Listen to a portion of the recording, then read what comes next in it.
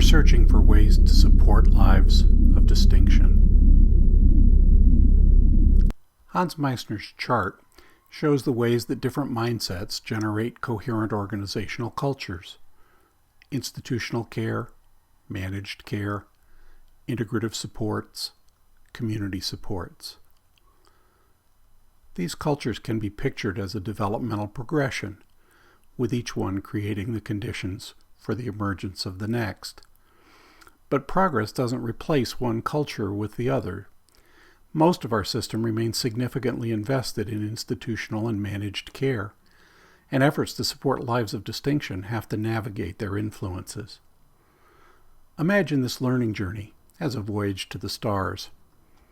To prepare, a group of committed people come together, build their sense of what a life of distinction could be, and define their sense of direction. They notice that integrative supports, with its emphasis on person-centered work, provides a guide star for their learning. If this journey were a simple linear matter, they would only have to set their course and fire. But the powerful gravitational pull of investments in the institutional mindset can end the journey almost before it begins. Using the pull of the managed care mindset to achieve escape velocity from institutional care can move the journey on, but managed care too can maroon the explorers far from what's possible. Another start can lead to progress, but a gravitational flare from the institutional mindset demands rapid adaptation.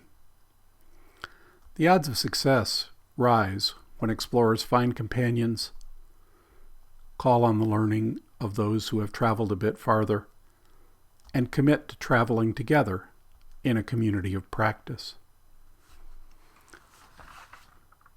The community supports mindset organizes service resources to support lives of distinction. It doesn't replace the positive contributions of the cultures that came before. It reshapes each and brings each into the decision-making process in its proper place.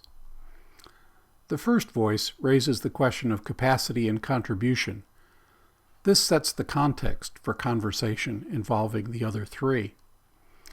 The next voice asks how supports will permit an exact fit between opportunities for contribution and personal capacities. It is here that expert clinical knowledge can make a great difference. People are vulnerable, so the question of safeguards comes next. Public money for services is scarce, and so no one should take more than they need. A concern for good stewardship must come into the conversation.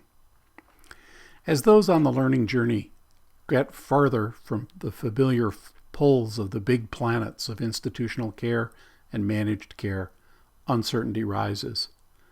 At this point, concern for safeguards can be drowned out by an explosion of fear. No successful mission can be piloted by fear, so the other voices have to grow stronger in order to allow fear to take its proper place. When each voice joins the conversation, there's sufficient resilience to continue the journey.